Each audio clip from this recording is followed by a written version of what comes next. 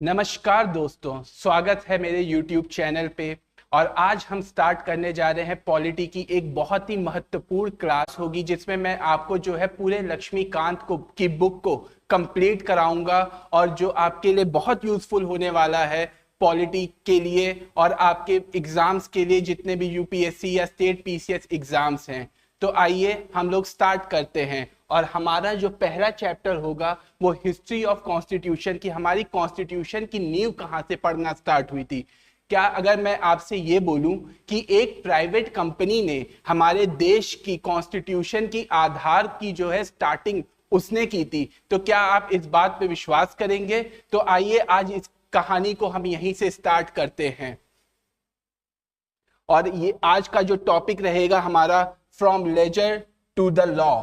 कैसे एक private company जो लेजर मेंटेन करती थी, कैसे वो आज के टाइम पे जो है हमारे लिए एक लॉ बना के चली गई, जो हमारे कॉन्स्टिट्यूशन का एक आधार बना, जिसने हमारे देश के कॉन्स्टिट्यूशन को शेप किया। तो आज की क्लास बहुत महत्वपूर्ण है दोस्तों। और अगर आप लोग यूपीएससी की तैयारी कर रहे हैं तो हर साल जो है इसमें एक या दो क्वेश्चन 2020 तक का पेपर आप देखेंगे, या 2022 और 24 में भी जो है कई बार एक या दो क्वेश्चन रिपीट किया है। ये टॉपिक बहुत पुराना हो सकता है दोस्तों, पर यूपीएससी की आदत है कि वो जो है पुराने टॉपिक से जो है हर साल एक या दो क्वेश्चन उठाती है। और ये टॉपिक्स बहुत हार्ड नहीं होते हैं, बस आपको एक स्टोरी के रूप में जो है इसको समझना होता है। तो हम लोग इस क्लास को स्टार्ट करते हैं।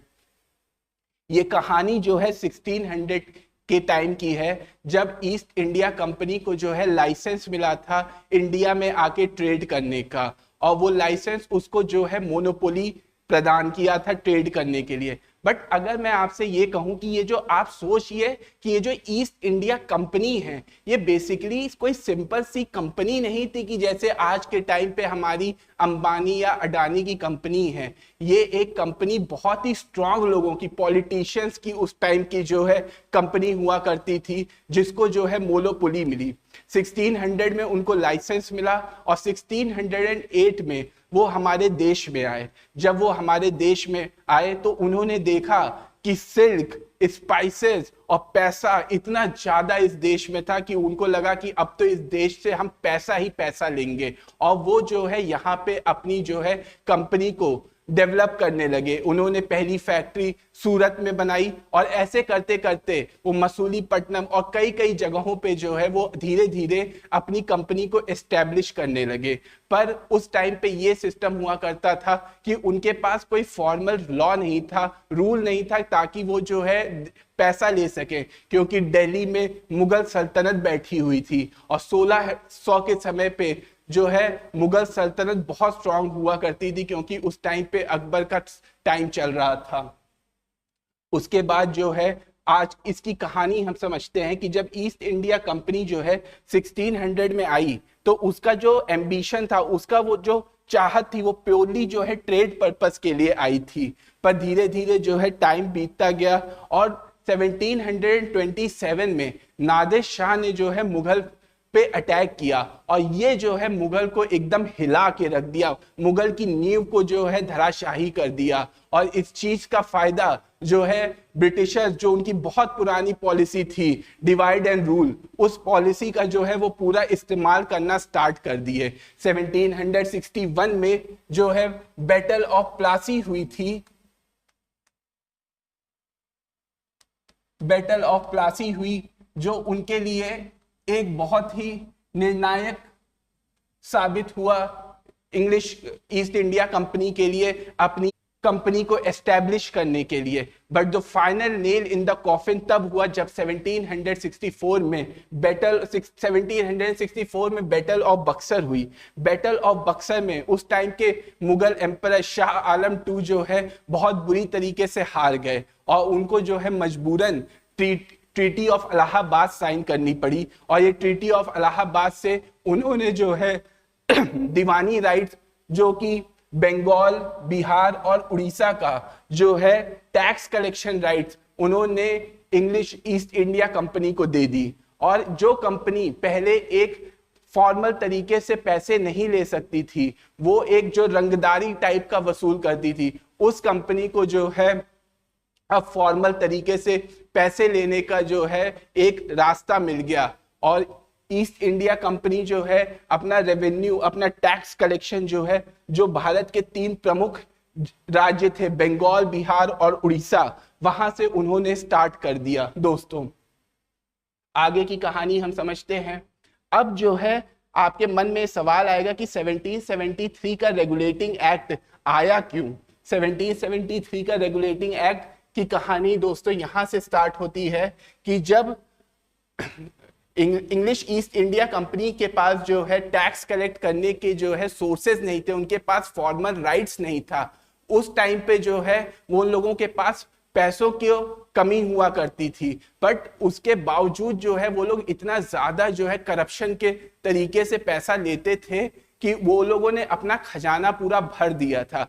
बट जब उन लोगों के पास जो है फॉर्मल तरीके से दीवानी राइट्स मिली, जो 3 सबसे प्रमुख उस समय हमारे प्रांत हुआ करते थे वहां की, तो ब्रिटिश क्राउन को लगा कि जो है अब ईस्ट इंडिया कंपनी जो है हमें खूब सारा पैसा देगी। और जब ईस्ट इंडिया कंपनी से उन लोगों से ब्रिटिश क्राउन ने, वहां ब्रिटिश पार्लियामेंट ने वहां से पैसे का लेख जोख मांगा, तो ब्रिटिश ईस्ट इंडिया कंपनी ने ऑन पेपर्स उनको ऐसा दिखाया कि हमारे पास 1 मिलियन पाउंड्स का जो है लॉस हो चुका है। और ये देखते जो है ब्रिटिश पार्लियामेंट जो है एकदम हैरान हो गई कि अब जब तुम्हारे पास फॉर्मल तरीके से टैक्स कलेक्शन का राइट है तो उसके बावजूद जो है इतना लॉस कैसे आ सकता है। और तब जो है यहाँ से जो है ब्रिटिश क्राउन ने जो है ईस्ट इंडिया कंपनी पे अपनी नजर बनाने लगने लगी, अपना जो है उसने उसके बाद से जो है रेगुलेशन एक्ट पास करने लगे और हर 20 इयर्स में वो एक चार्टर पास करते थे,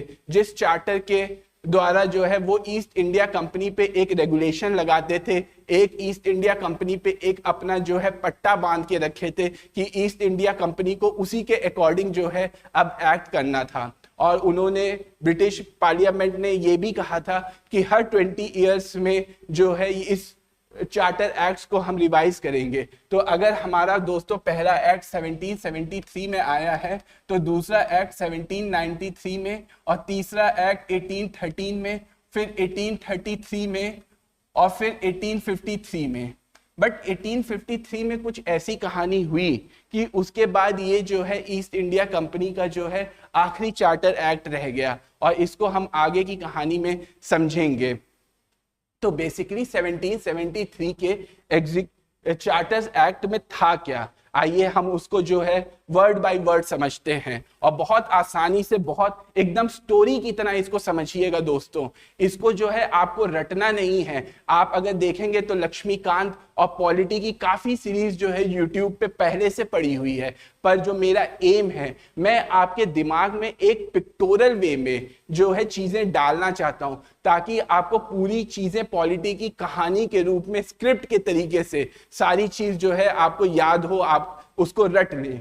तो इस तरीके से हमारी चीजें जो है स्टार्ट हुई कि सबसे पहले जो किया गया, हम भारत के नक्शे को थोड़ा सा समझते हैं कि यहाँ पे मद्रास था।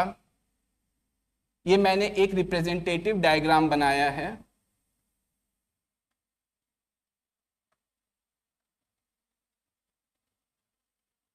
और इधर बॉम्बे,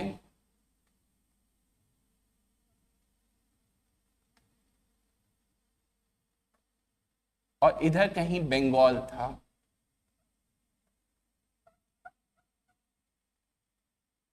अच्छा दोस्तों, आप लोग खुद सोचिए कि अगर आपको जो है कहीं पे अपनी पावर समेट चाहिए होगी, अपना दबदबा बनाना होगा, तो आपके दिमाग में सबसे पहली स्ट्रैटेजी क्या होगी? आप सबसे पहले ये सोचेंगे कि मैं क्यों ना जो है इस पूरे सिस्टम में एक सेंट्रलाइज्ड अथॉरिटी वाला सिस्टम क्रिएट कर दूं। और वही चीज जो है ब्रिटिश ईस्ट इंडिया कंपनी ने भी उस टाइम पे यही सोची कि जो पावर जो है बटे हुए हैं डिफरेंट डिफरेंट प्रोविंसेस में, उनको हम जो है किसी एक प्रोविंसेस पे लाके दे दें। और यही चीज जो है ब्रिटिश ईस्ट इंडिया कंपनी ने स्टार्ट की। उन्होंने सबसे पहले मद्रास की जो पावर थी उसको बंगाल को देना स्टार्ट कर दिया, और बॉम्बे की भी पावर को बंगाल को देना स्टार्ट कर दिया। तो दोस्तों, इससे आपको ये समझना है कि 1773 के चार्टर्स एक्ट में सबसे पहला काम जो स्टार्ट हुआ था वो ये हुआ था कि जो है सेंट्रलाइजेशन का प्रोसेस स्टार्ट हो गया था।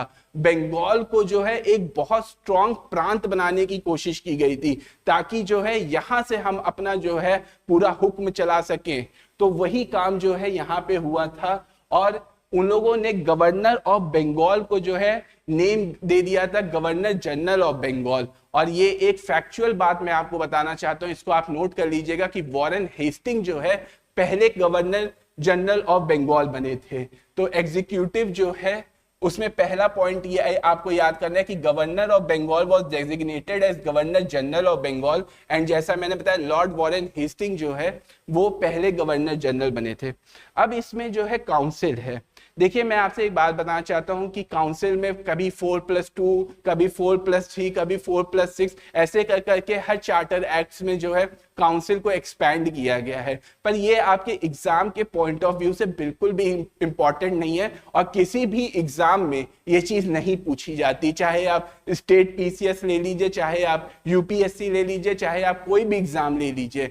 तो ये चीज जो है मैंने आपको बस इसलिए डाल दिया है कि ताकि आपको फोमो ना लगे कि सर मेरा तो जो है लक्ष्मीकांत में ये लिखा हुआ है पर आपने जो है इसको इंक्लूड नहीं किया।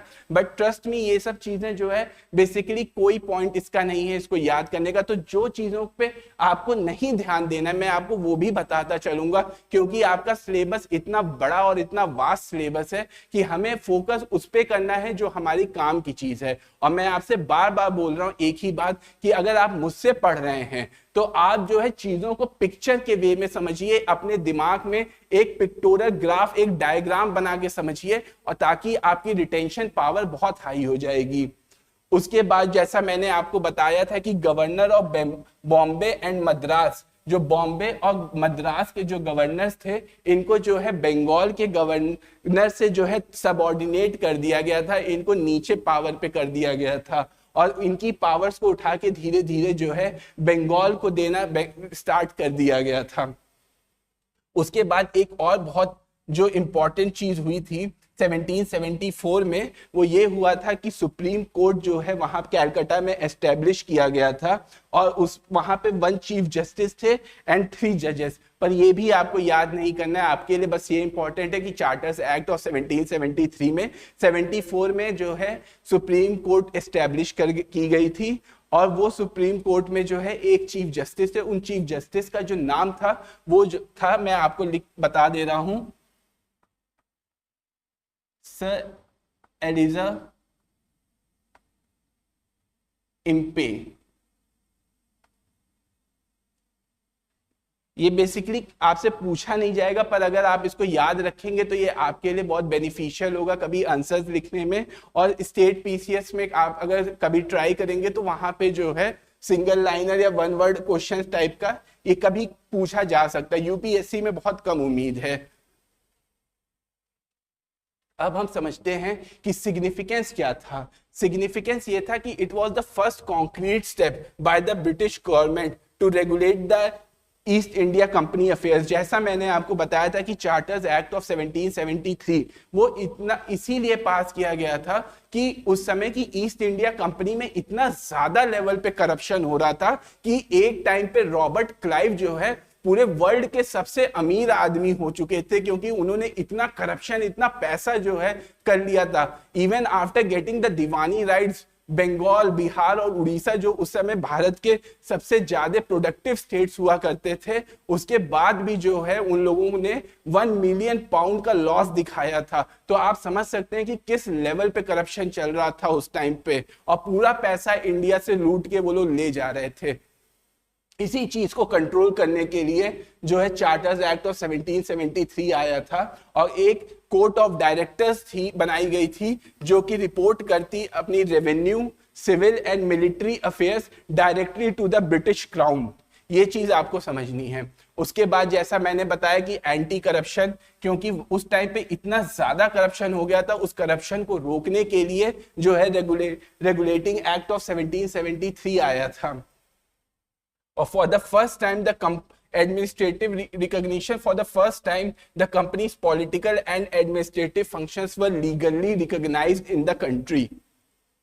उसके बाद की कहानी हम समझते हैं कि एक्ट ऑफ सेटलमेंट 1781 का काम क्या था। बेसिकली जो है जैसा मैंने आपको बताया कि 1774 में जो है एक तरफ तो सुप्रीम कोर्ट बन गई थी, पर एक तरफ जो है गवर्नर जनरल ऑफ बंगाल थे, और उन दोनों के बीच में जो है पावर्स की क्लैश हो गई थी। उसमें जो है एक केओस क्रिएट हो गया, किसी को समझ ही में नहीं आ रहा था कि किसके पास कौन सी पावर जानी है, और उस चीजों को जो है सॉर्ट आउट करने के लिए 1781 में, जबकि 1773 से 1793 पे 20 इयर्स के बाद एक अलग चार्टर एक्ट आना चाहिए था बाय रूल, पर उस टाइम तक जो है इतना केओस क्रिएट हो गया कि 1773 के बाद तुरंत ही 1781 में जो है हमें एक्ट ऑफ सेटलमेंट लाना पड़ा, जो कि इन दोनों की पावर को बाइफोर्केट करता था, और दोनों को क्लियरली उन्होंने बताया कि जो है सुप्रीम कोर्ट की क्या पावर रहेंगी और गवर्नर जनरल की क्या पावर रहेगी।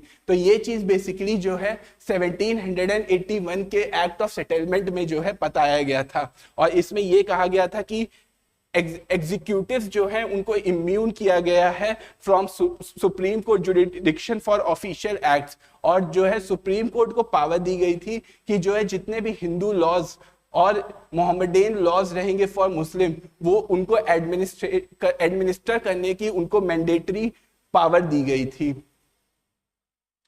अब इसके बाद जो है मैं आपसे एक और सवाल पूछना चाहता हूं कि बेसिकली आप खुद सोचिए कि कंपनी एक्ट था या क्राउन राज था। ये चीज जो है एक्ट ऑफ 1784 में पिट्स इंडिया एक्ट में एक बहुत बड़ा सवाल बन के आया कि उस टाइम पे किसका जो है लॉ ज्यादा स्ट्रॉन्ग चल रहा था।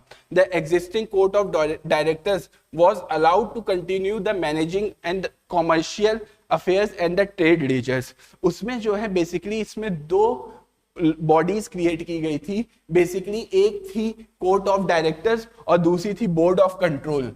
तो कोर्ट ऑफ डायरेक्टर्स को जो है पावर दिया गया था कॉमर्शियल अफेयर्स रेगुलेट करने का, और ट्रेड की चीजों को जितना कॉमर्स से रिलेटेड चीजें थी उससे उनको रेगुलेट करने का, और जो क्राउन था उसको पावर दिया गया to manage all the political, board of control को basically to manage all the political and civil military and revenue operations. तो बेसिकली वहां पे जो है डबल गवर्नमेंट का जो है फॉर्मेशन हो गया था, और यही चीज मैंने लिखा है कि parliament Titan the news bye separating the merchant from the monarch, establishing a system of double government.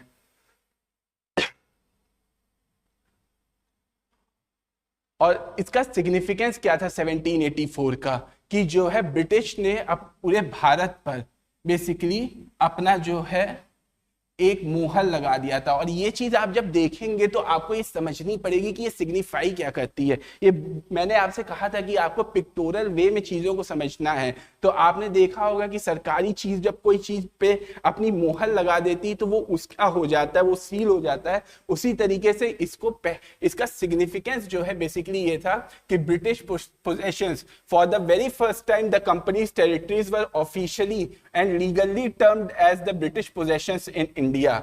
और सुप्रीम कोर्ट को जो है the British government was given absolute supreme control over the company's affair and its Indian administration. तो पहली बार जो है legally जो British government का जो है legally termed as the British possessions in India, जो ईस्ट इंडिया कंपनी के जितने भी अफेयर्स थे उनको जो है ब्रिटिश पोजेशंस इन इंडिया बोला गया था। इसके बाद जो है 1773 के बाद बेसिकली 1793 का एक्ट आएगा।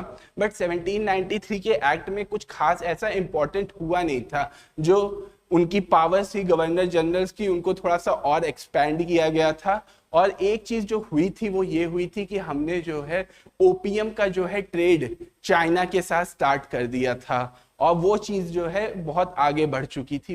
ये एक सिग्निफिकेंस चेंज हुआ था। उसके अलावा 1793 में कोई भी ऐसा सिग्निफिकेंट चेंजेस नहीं आए थे जिसके बारे में जो है डिस्कस किया जाए। अब चार्टर्स एक्ट ऑफ 1813 पे आते हैं। ये थोड़ा सा इंपॉर्टेंट एक्ट है। इसमें बेसिकली जो है दो बातें आपको याद रखनी पड़ेगी कि ईस्ट इंडिया कंपनी की जो है मोनोपोली उस टाइम पे हटा दी गई थी, और ईस्ट इंडिया कंपनी से जो है कह दिया गया था कि अब जो है आपके पास सिर्फ दो चीजों की मोनोपोली रहेगी जिस पे आप ट्रेड कर सकते हैं। एक तो ट्रेड विद चाइना और दूसरा था ट्रेड इन टी। इन दोनों के अलावा जो है बाकी कंपनी भी जो है ब्रिटिश की वो आके जो है इंडिया में अब ट्रेड कर सकती थी। It was open for all. और जो सेकंड चीज जो वहां पे थी कि हमने जो है एजुकेशन मैंडेटरी कर दिया था, granted 1 lakh annually for the spread of western education among India. तो वेस्टर्न एजुकेशन को प्रमोट करने के लिए, मिशनरीज को प्रमोट करने के लिए जो है 1 लाख रुपए उस टाइम पे हर साल दिए जाते थे। तो यही चीज लिखी कि Indian trade was thrown open to all British merchant except monopoly of free trade and trade with China.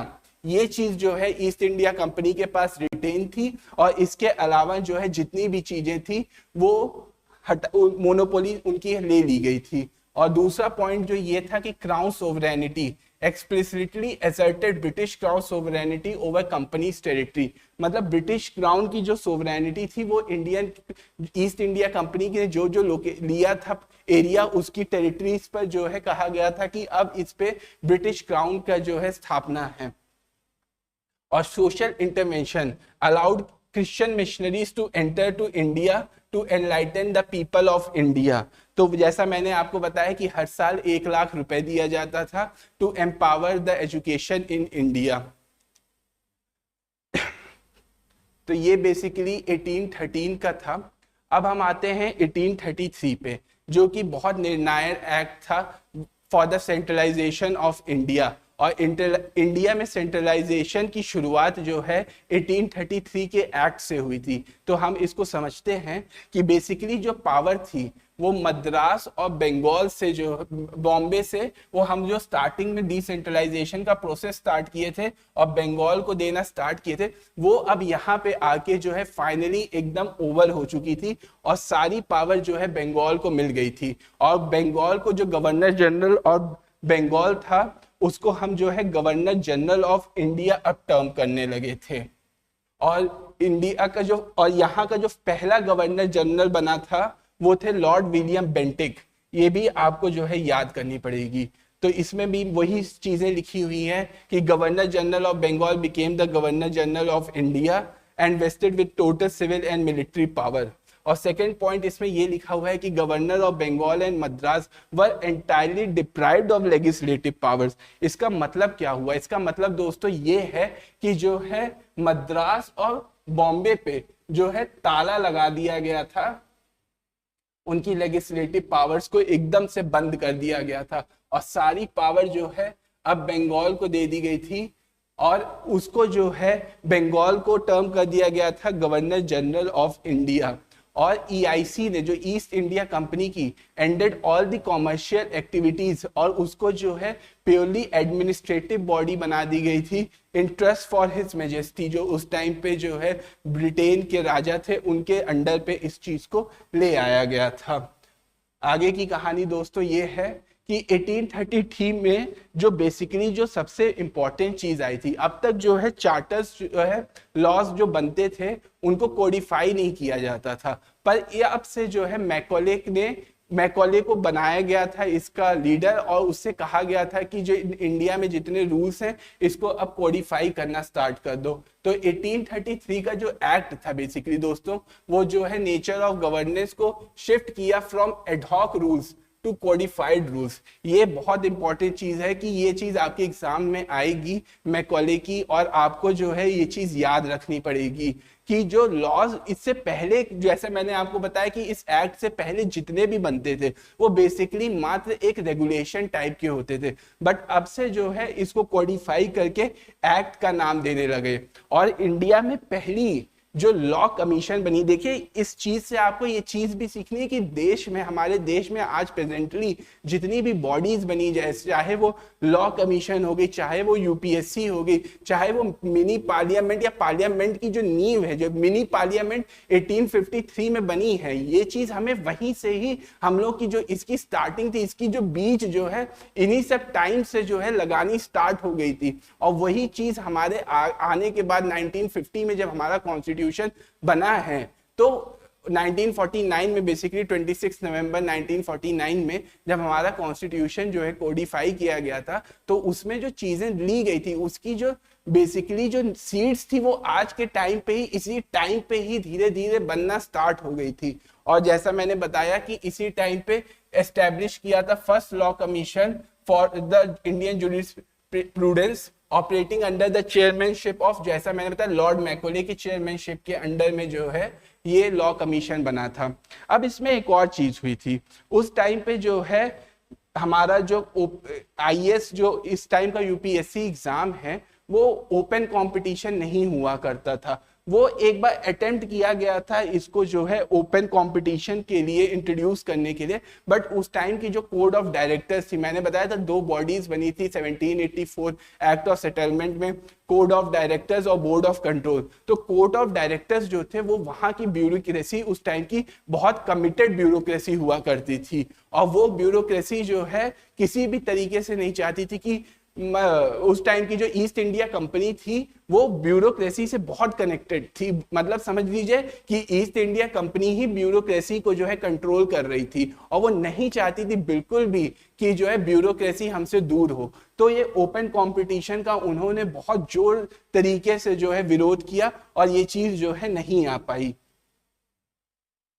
अब हम आते हैं चार्टर्स एक्ट ऑफ 1853, जिसको मैंने आपको मिनी पार्लियामेंट बोला था।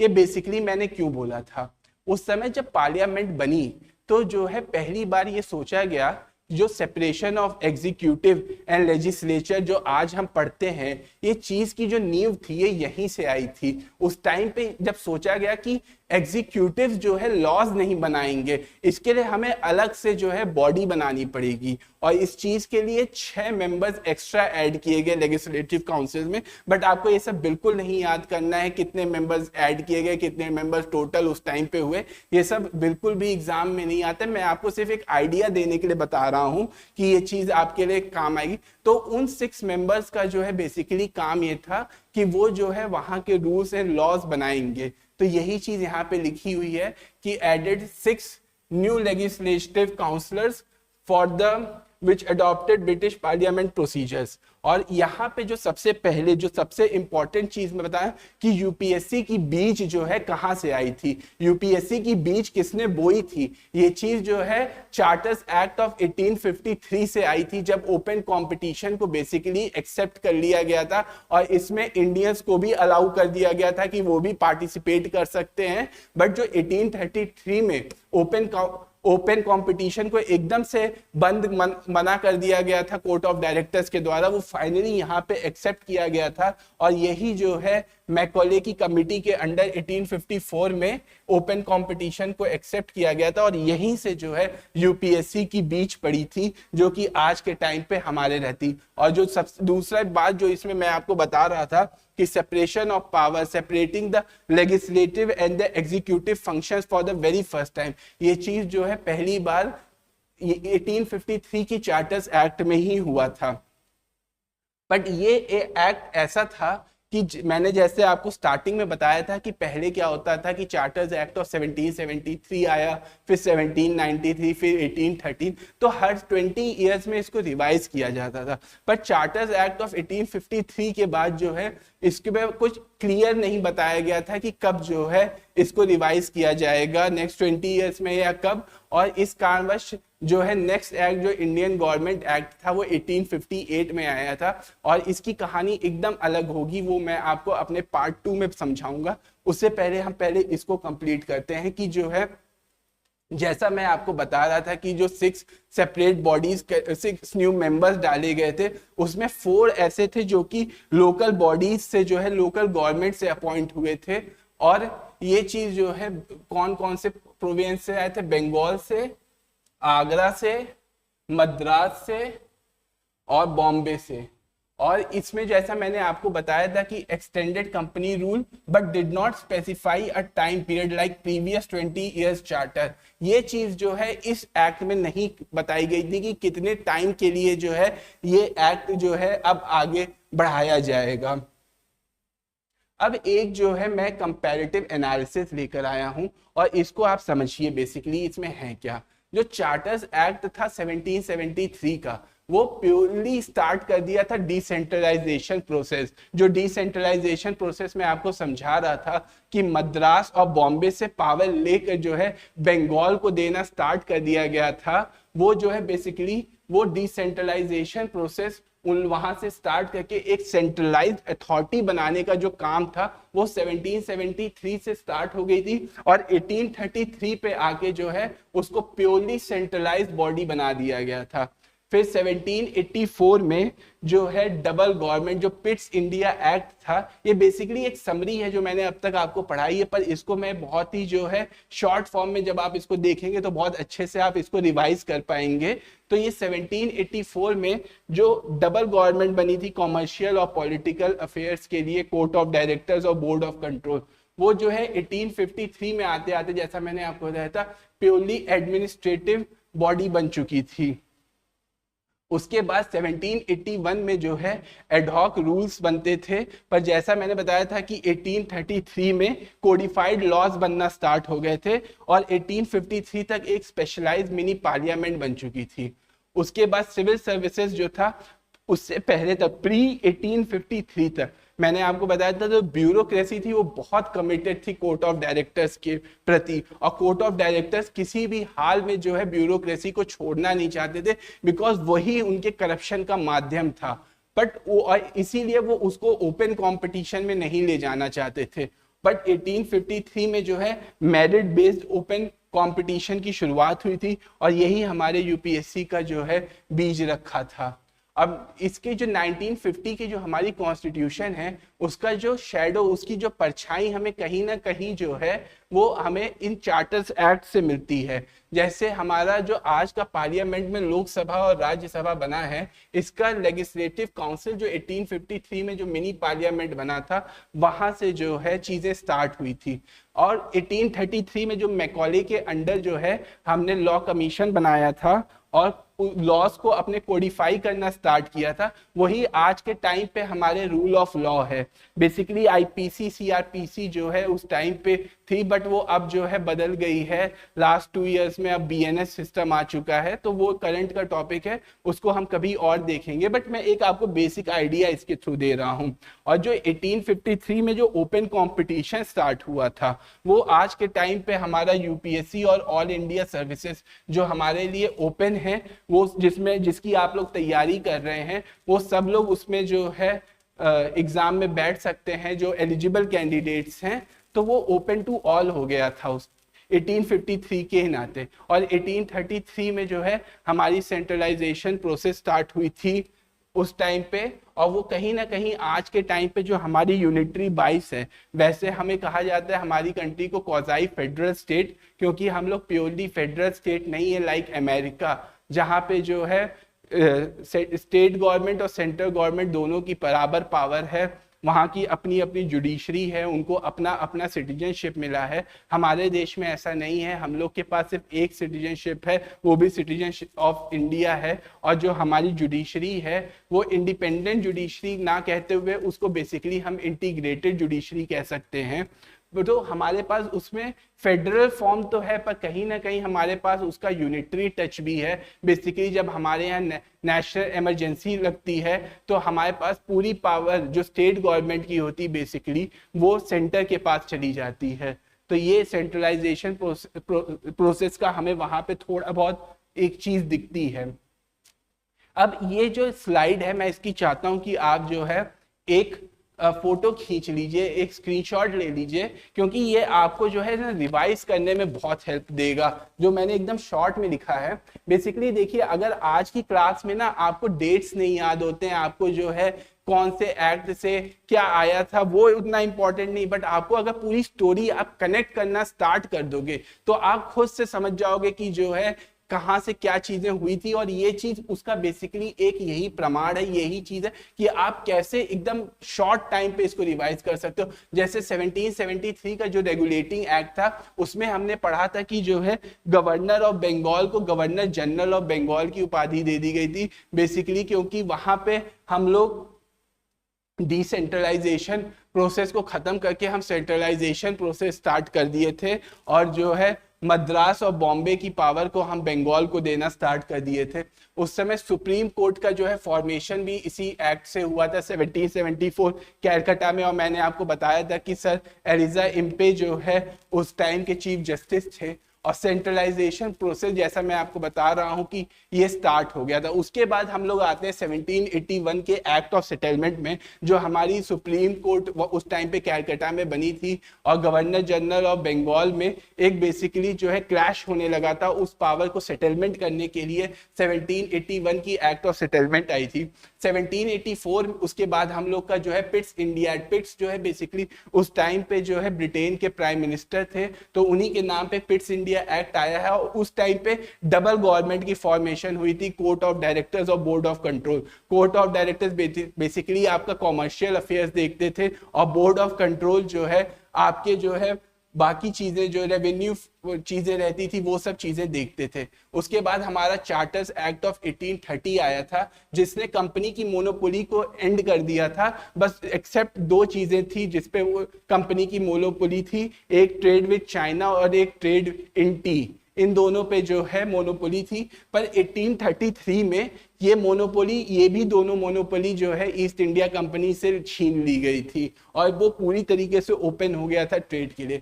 बट 1833 में गवर्नर जनरल ऑफ बंगाल को जो है गवर्नर जनरल ऑफ इंडिया कर दिया गया था और लॉर्ड विलियम बेंटिक जो है first governor general of India बने थे और बॉम्बे और मद्रास की पूरी पावर को छीन लिया गया था और भारत में एक सेंट्रलाइज जो है रूल की स्थापना हो चुकी थी। उसके बाद जो है मैंने आपको बताया था मैकॉले की लॉज जो है लॉ कमीशन हमारा बना था और उसके हेड जो है मैकॉले थे, जिन्होंने सारे एक्ट्स और रूल्स को जो है कोडिफाई करना स्टार्ट कर दिया था। और 1853 का जो चार्टर्स एक्ट था बेसिकली वो मिनी पार्लियामेंट बोला जाता है, जिसमें हमने बहुत सारे जो है रूल्स को और जो आज के टाइम के जितने भी रूल्स हैं वो बेसिकली उसी से ही इन्फ्लुएंस हुए हैं, रूल ऑफ लॉ वगैरह वहीं से ही आया है। और जो सबसे इम्पोर्टेंट पॉइंट था कि सिविल सर्विसेज जो है वो ओपन कर दिया गया था, वो सबके लिए ओपन हो गया था, जो कि पहले हमारी ब्यूरोक्रेसी एक कमिटेड ब्यूरोक्रेसी हुआ करती थी कोर्ट ऑफ डायरेक्टर्स के प्रति, वो चीज़ जो है सबके लिए ओपन हो गई थी।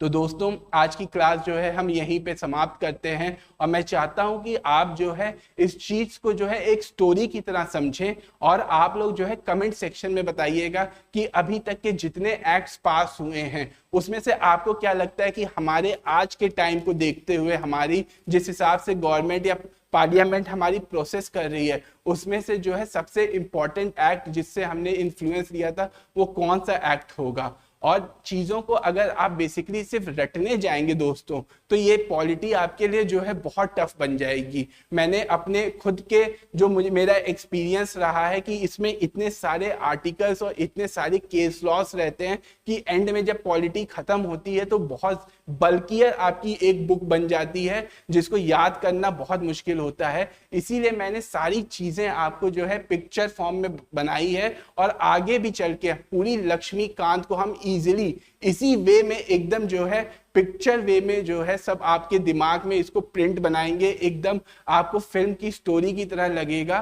तो दोस्तों इसी के साथ जो है मैं आज आपकी क्लास यहीं पे एंड करता हूं। आशा करता हूं आपको ये क्लास जो है समझ आई होगी और अगर समझ आई है तो अपना जो है कमेंट सेक्शन पे अपना फीडबैक जरूर दें। Thank you for your time.